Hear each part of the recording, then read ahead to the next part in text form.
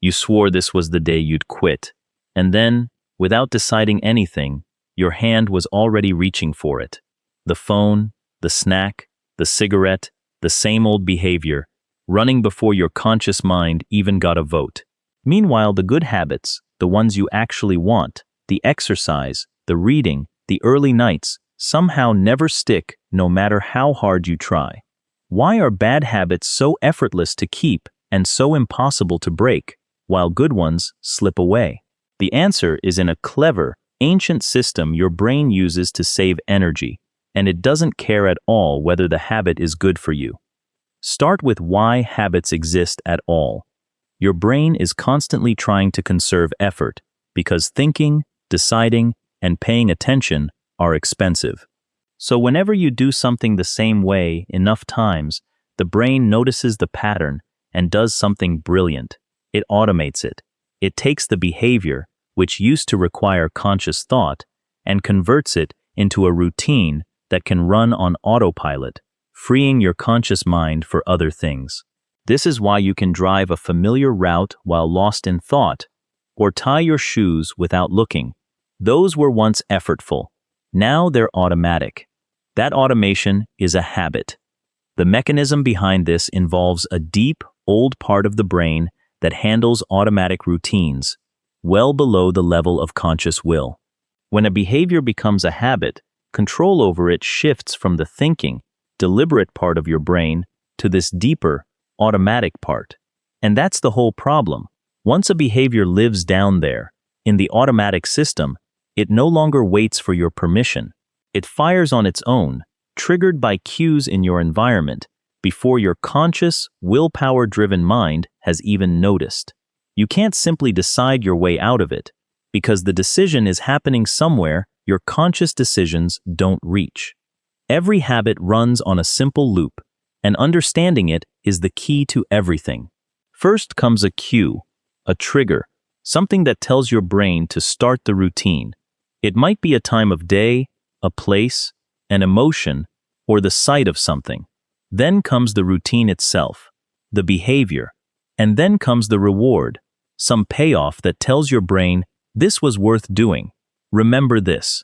The cue triggers the routine delivers the reward, and the reward teaches the brain to run the loop again next time the cue appears. Do this enough and the loop becomes automatic, carved into the deep machinery, running whether you want it to or not. Here's why bad habits are so sticky. They almost always deliver an immediate reward. The cigarette gives instant relief. The snack gives instant pleasure. The scroll gives instant stimulation. The brain loves immediate rewards and learns from them fast, because for most of evolution, immediate payoffs, food, comfort, relief, were exactly what kept you alive. So, a behavior with an instant reward gets wired in deeply and quickly. The fact that it harms you later means almost nothing to the habit system, because the system was built to chase the reward right now and ignore the distant consequence. And here's why good habits are so hard. Their rewards are usually delayed. Exercise hurts now and pays off in months. Eating well is unglamorous now and protects you years later. Studying is tedious now and rewards you eventually. The habit system, which learns from immediate rewards, struggles to lock on to behaviors whose payoff is far in the future. There's no quick hit to teach the loop, so the habit never sets firmly. You're fighting the brain's basic wiring, trying to install a routine with no immediate reward into a system that runs on immediate rewards. No wonder it feels like pushing uphill. So how do you actually change a habit, given how deep and automatic they are? The most important insight is that you usually can't just erase a habit by sheer willpower, because willpower lives in the conscious brain, and the habit lives in the automatic one.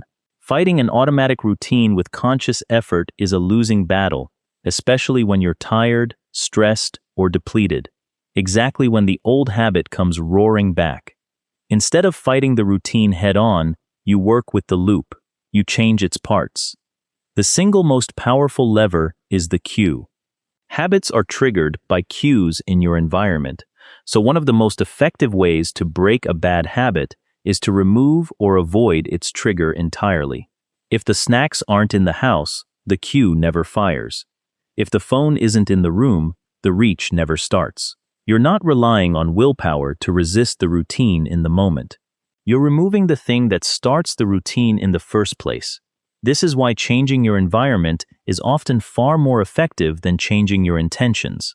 Don't trust yourself to resist the cue. Eliminate it. To build a good habit, you flip the same machinery in your favor. Make the cue obvious and unavoidable. By putting the running shoes by the door, the book on the pillow, the healthy food at eye level. Make the routine as small and easy as possible at first. So small it's almost impossible to skip, because a tiny habit that actually happens beats an ambitious one that never starts.